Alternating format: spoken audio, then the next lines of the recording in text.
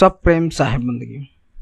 आप सभी सदगुरु कबीर साहब के मूल ग्रंथ बीजक से उनके द्वारा बताई गई वाणियाँ, कही गई वाणियाँ, शब्द, रामायणी साखी के माध्यम से ज्ञान का भंडार जिसके अंदर छुपा हुआ है, उन शब्दों को श्रवण कर रहे हैं।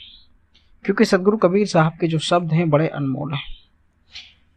सदगुरु कबीर साहब अपने मूल ग्रंथ बीजक में जो समझा रहे हैं, बता रहे हैं, रामायणी नंबर 79 से कि बढ़वत बड़ी घटावत छोटी, परखत खरी परखावत खोटी, केतिक कहों कहाँ लो काही, औरो कहों पढ़े सो जाई,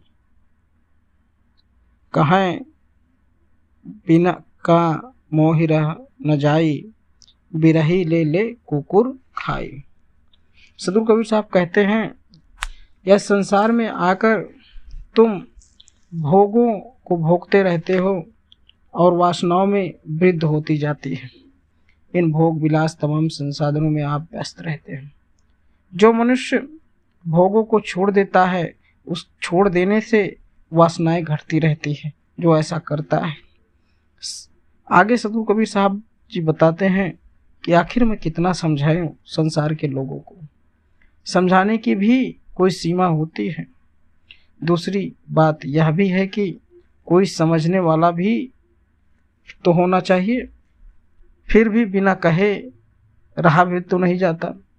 सच्चाई तो यह है कि बिछड़े हुए जीव का मन भटक रहा है। सदगुरु कबीर साहब कहते हैं, ये जो जीव है इसका मन भटक रहा है। आखिर मैं समझाऊं किसको? अगर मैं किसी को समझाऊं नहीं तो भी मूर्खता है। इसलिए रहा नहीं जाता मुझे सत्य बोलने से। मेरे मन में एक उदासी छा जाती है अगर मैं सत्य को संसार तक ना पहुंचा पाऊं तो। सदगुरु कबीर साहब ऐसा कह रहे हैं। आगे सदगुरु कबीर साहब कहते हैं, खाते खाते युग गया, बहुर न चेतहु आए, कहें कबीर पुकार के, ये जीव अचेतह जाए। सदगुरु कबीर साहब कहते हैं, मनुष्य भटकते भटकते युग बीत गए, परंतु हे मनुष्य तू आज भी असावधान है।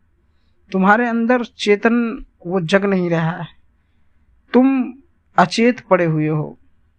तुम सत्य के मार्ग पर नहीं चल रहे हो। सही शिक्षा की तरफ नहीं जा रहे हो। तुम्हें सही ज्ञान नहीं प्राप्त हो रहा है।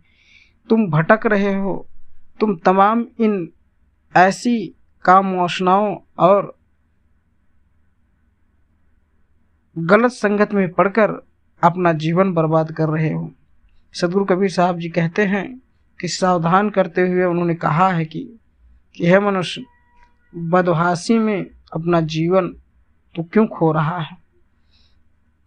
मतलब सदगुरु कबीर साहब समझा रहे हैं कि अपना जीवन अच्छा बनाने के लिए संतों की वाणी सुनना चाहिए, संतों के पास बैठना चाहिए। क्योंकि संतजन जो होते हैं वह सत्य बताते हैं। कोई संतजन के पास जब बैठेगा तो ज्ञान का शब्द जरूर उसको श्रवण करने को मिलेगा। लेकिन किसी दुष्ट आदमी के पास बैठोगे तो तुम्हें वही उदंडता और दुष्ट भरी बातें और तमाम ऐसे काल्पनिक चीज़ों का तुमको बताया जाएगा, जिससे आपका मन उसकी तरफ आकर्षित हो जाएगा। सत्य को नहीं बताता, वह असत्य को ही बताता है।